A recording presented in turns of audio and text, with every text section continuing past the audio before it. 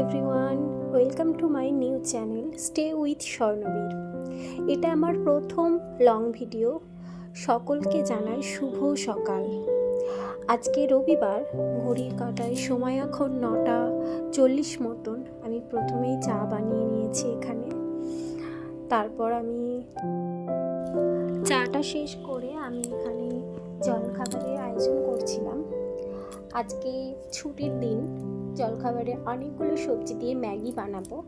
সন্ধে কিংবা সকাল এই খাবারটি ছোট থেকে বড় সবারই প্রিয় একটি খাবার।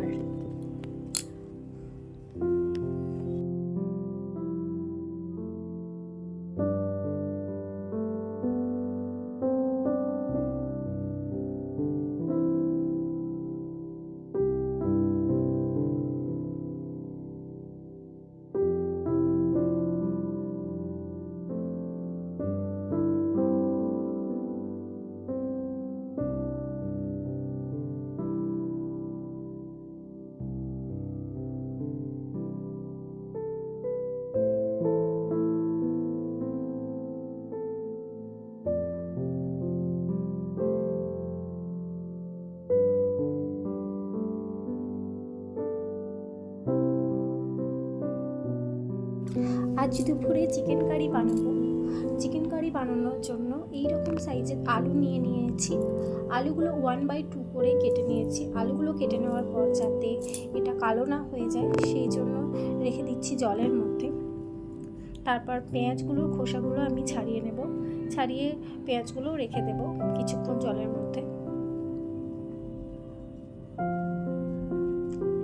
তো চিকেন কারি বানাচ্ছি, অবশ্যই ভাতও বানাবো। ভাতটা বানানোর জন্য আমি এখানে জল গরম হয়ে গেছে, চালগুলো দিয়ে দিচ্ছি।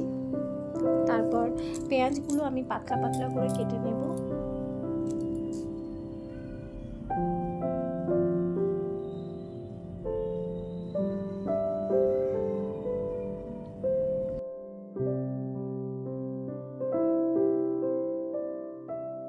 এখানে আমি একটা রসুন ছাড়িয়ে নেব, সাথে টমেটোগুলো কেটে নিয়েছি।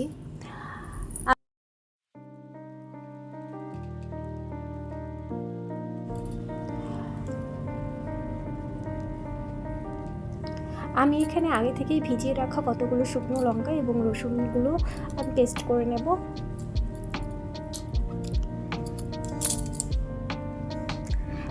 কড়াইতে সামান্য তেল দিয়ে একটু গরম হলে সেখানে আমি নুন এবং হলুদ দিয়ে আলুগুলো ভালো করে ভেজে নেব।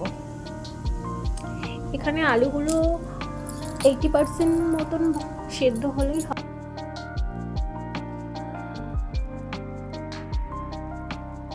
বাকি তেলের মধ্যে জিরে, শুকনো লঙ্কা, গোটা গরম মশলা, তেজপাতা দেওয়ার পর কেটে রাখা পেঁয়াজগুলো দিয়ে দেব।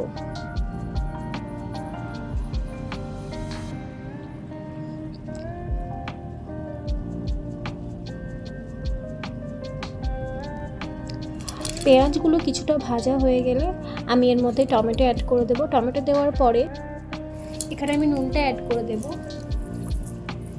নুনটা অ্যাড করার পরে হলুদ গুঁড়ো, লঙ্কা গুঁড়ো, জিরে গুঁড়ো এবং ধনে গুঁড়োটাও দিয়ে দেব। তারপর ভালো করে আমি কষাতে থাকব। কষানোর পরে এখানে আমি বেটে রাখা লঙ্কা এবং রসুন বাটাটা দিয়ে দেব।